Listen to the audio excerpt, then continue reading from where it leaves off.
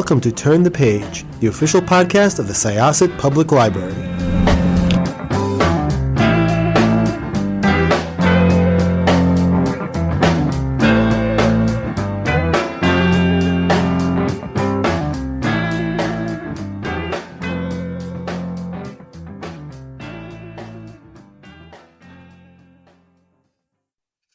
This is Jessica with Syosset Library's Turn the Page podcast, and our guest today is... Thank you so much for having me, Jessica. I'm Margalit Fox. I am a longtime New York journalist, and before I tell you about the book, I want to start out by saying how especially happy I am to be on this podcast because I am a Long Island girl, born and bred. I was born not too far from you folks in Glen Cove. I grew up in Setauket. My dad was a professor at Stony Brook, and my first 2 degrees are from SUNY Stony Brook. So it's very nice to be, as it were, back home, at least virtually. So thank you very much. Yeah, welcome home. Thank you. Good to be back, at least in the ether. Yeah. I spent 24 years at the New York Times, most recently as a senior writer. I wrote my first 3 narrative nonfiction books while I was there, which meant I was really, really tired and had no social life, but I got it done, evenings and weekends and vacations. In 2018, I retired early from the paper, although it was a job I loved, to write books full time. And I'm thrilled to report that my newest narrative nonfiction book, The Confidence Men, is going to be published on Tuesday, the 1st of June, a week from today, by Random House. Awesome. I think narrative nonfiction is something that people are always looking for. And, you know, it's very difficult to find, and this is not a knock to nonfiction in general, but it is difficult to find nonfiction that will read in a way that's accessible to people who are maybe more fiction minded, but people do crave it. And I think you've hit on a really interesting story here in Confidence Men. Would you like to talk a little bit about what it's about and where did you hear about this? I would love to talk about what it's about because in my humble opinion, it is the most eye-popping story certainly I've ever had the privilege of telling. Here is the elevator pitch. I hate that term, but it's really useful for this. Here it is. In the depths of World War I, 2 captured British officers escape from a remote prisoner of war camp in Turkey by means of a Ouija board. And this is literally true.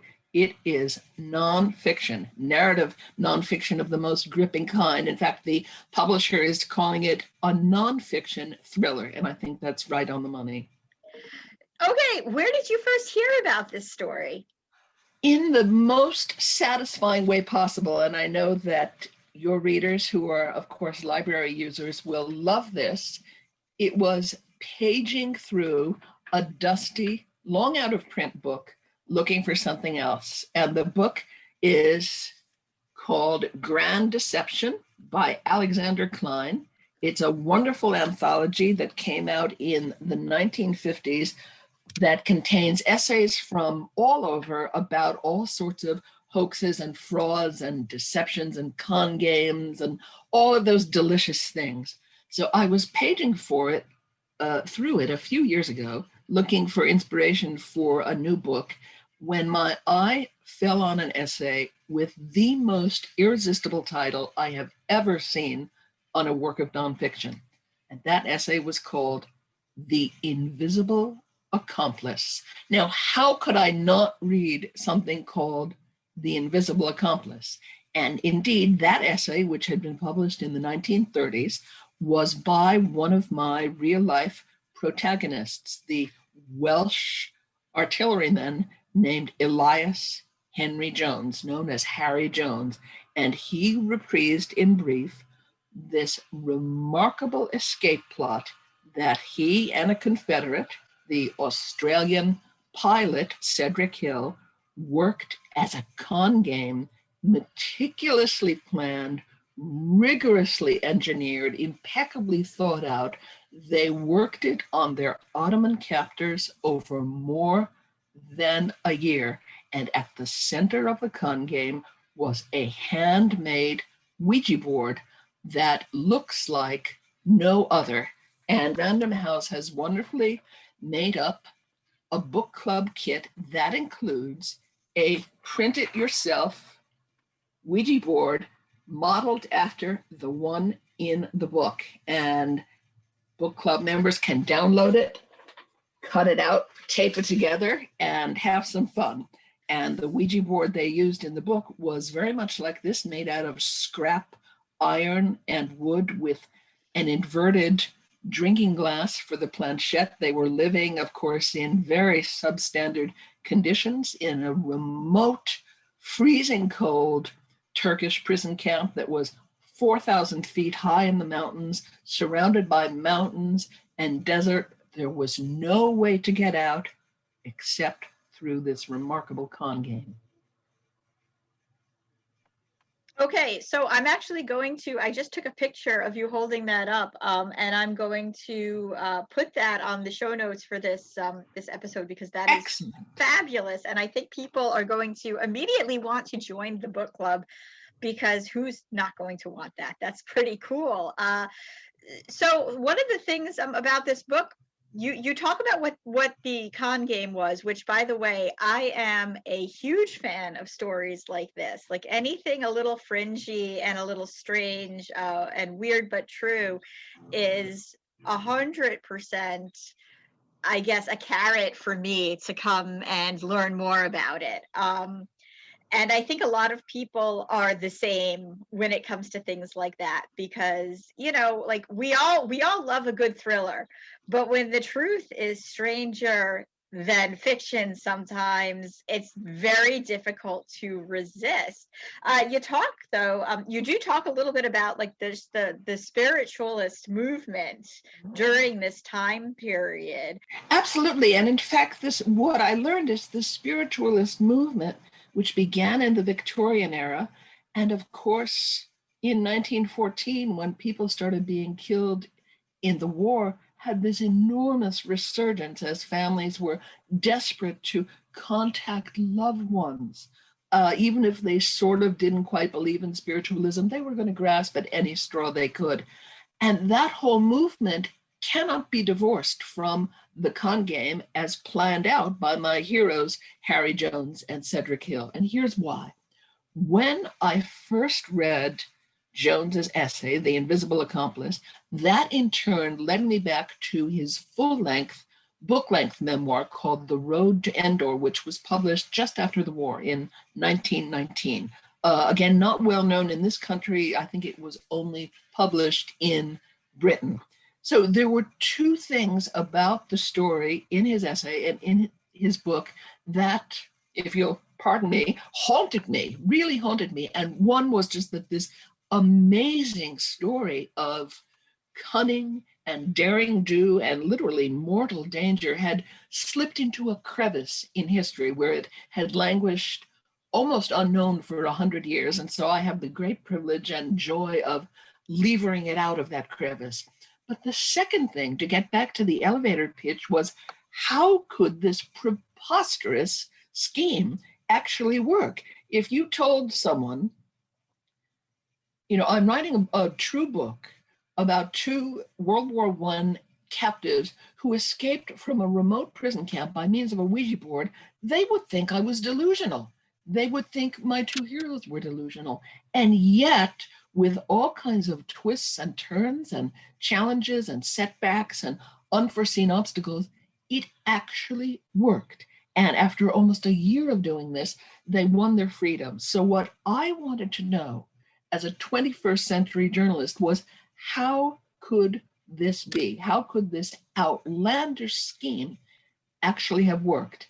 And a lot of the answer resides in the fact that it was very much of its time. It presumably wouldn't work today, but in this period when spiritualism was everywhere around, in America, in Britain, in Europe, in Turkey, where they were, it wasn't nearly as difficult as it is now to build a Ouija board from scrap, convince people, first their fellow British captors. There were about 100 British officers interned in this camp.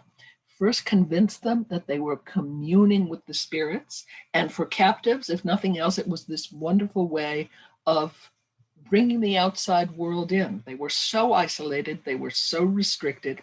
And in a beautiful quote that I use from Jones's memoir, he said, "It was the closest we could get outside our dreams to a breath of freedom." That brings tears to my eyes every time I read it.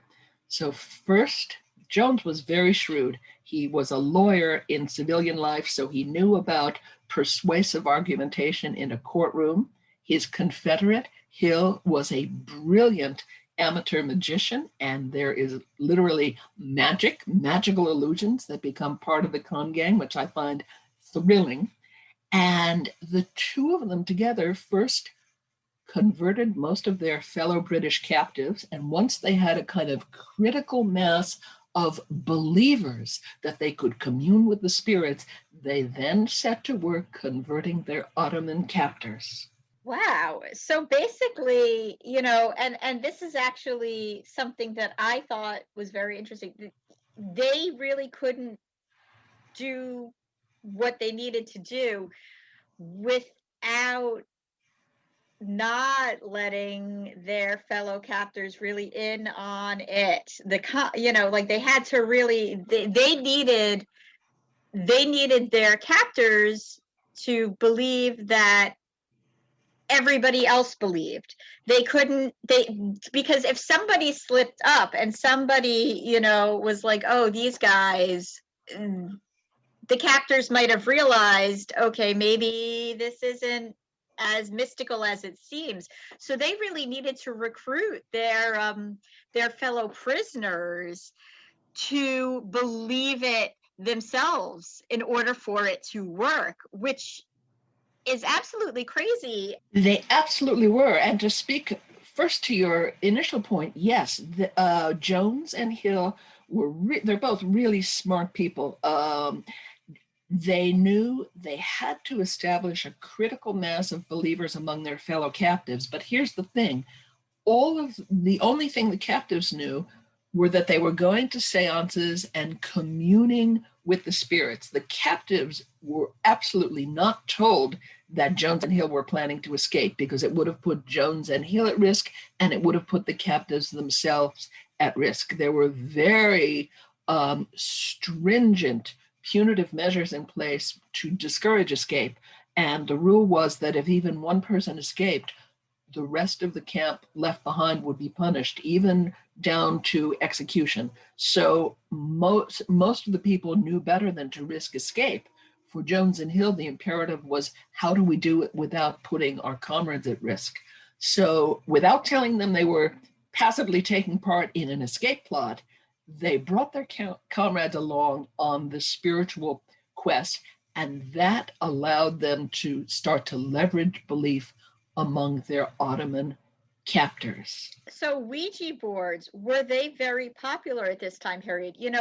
There's a lot of this that makes me think of being bored at summer camp and trying to convince your campers that this Milton Bradley Ouija board is, really communing with spirits, which I'm not going to admit to or deny actually having done with a few other of my camp mates, but it's a thing that may have happened in my board youth, and probably in the board youth of many other children of the 80s and 90s, in which Ouija boards were something you could just buy in a toy store. But the time period you talk about, discuss that a bit.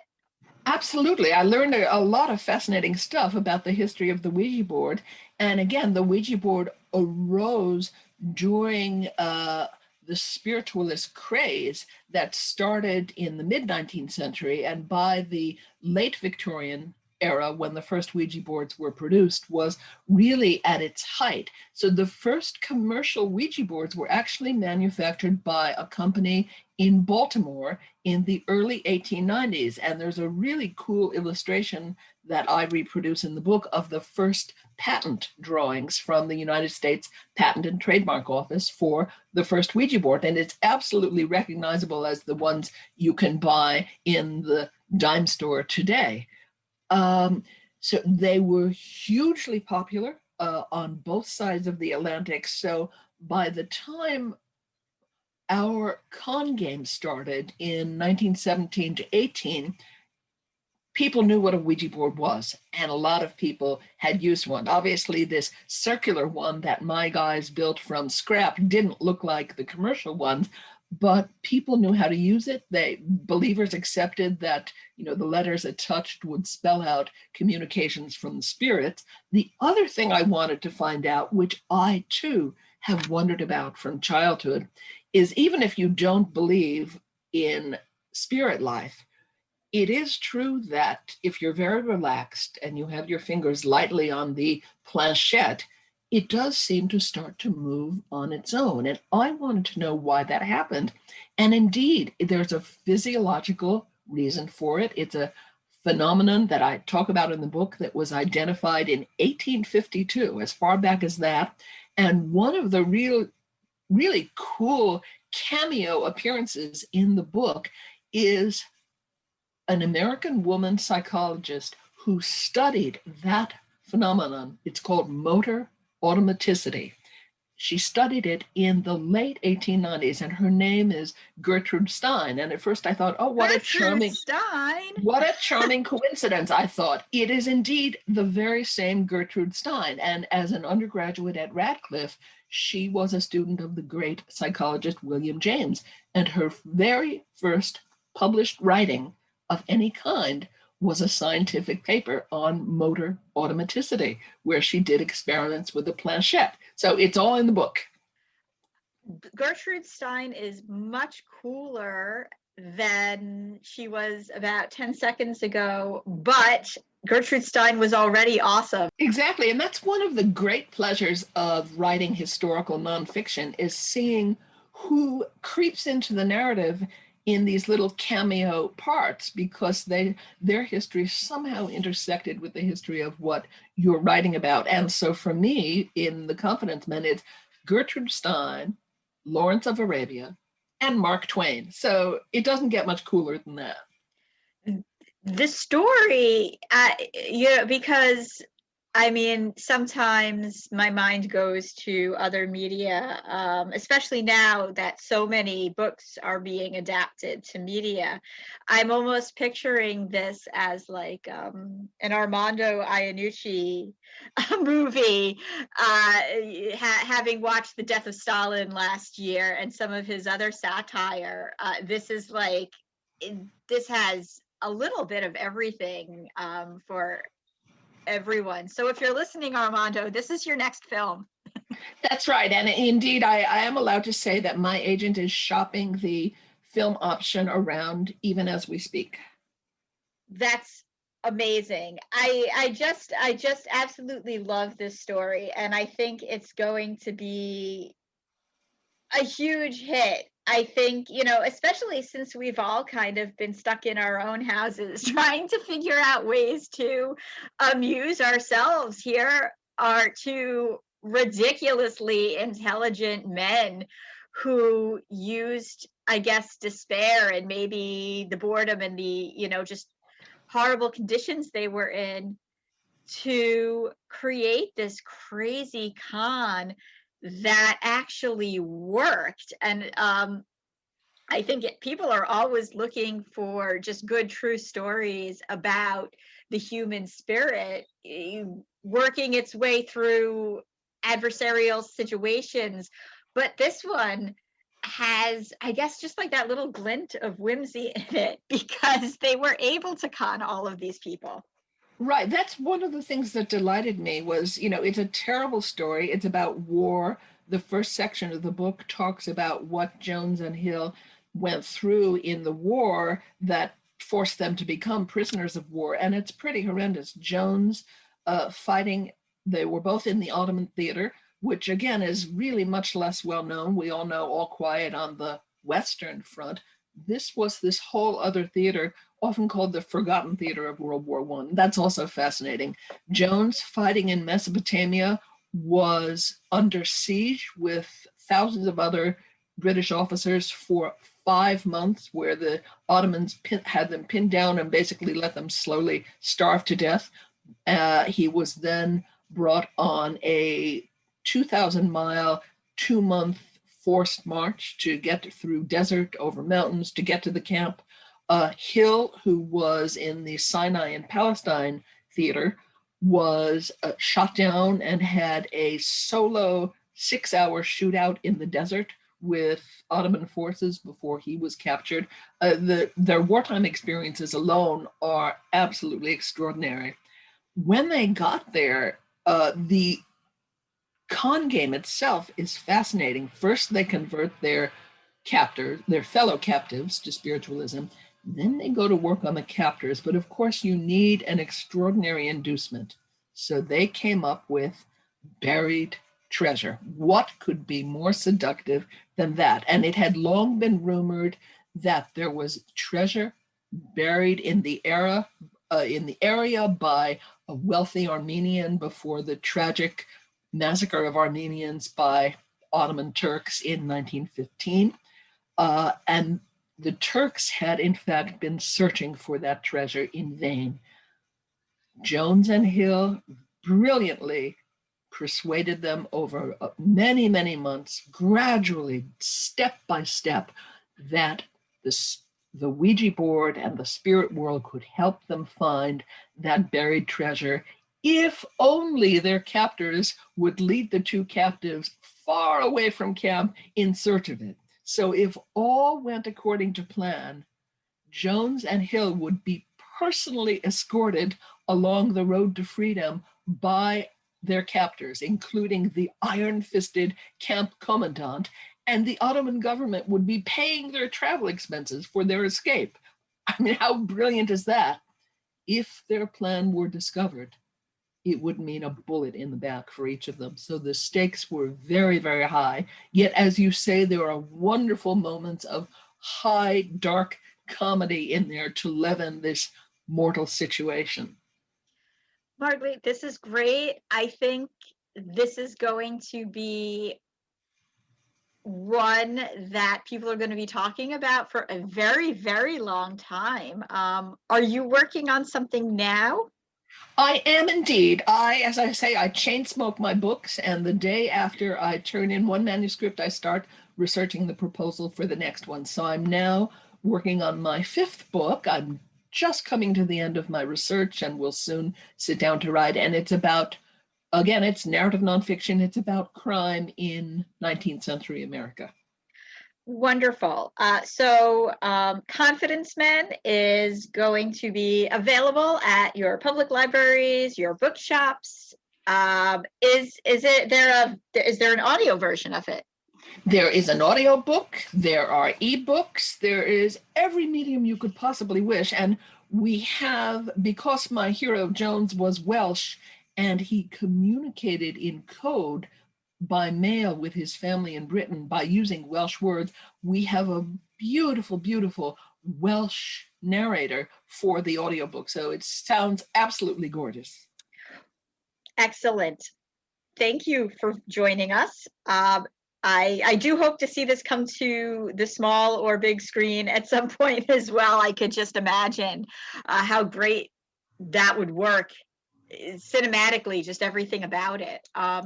This is Jessica with Syosset Libraries Turn the Page podcast. Our guest today was Margalit Fox. Thank you very much. Thank you for having me.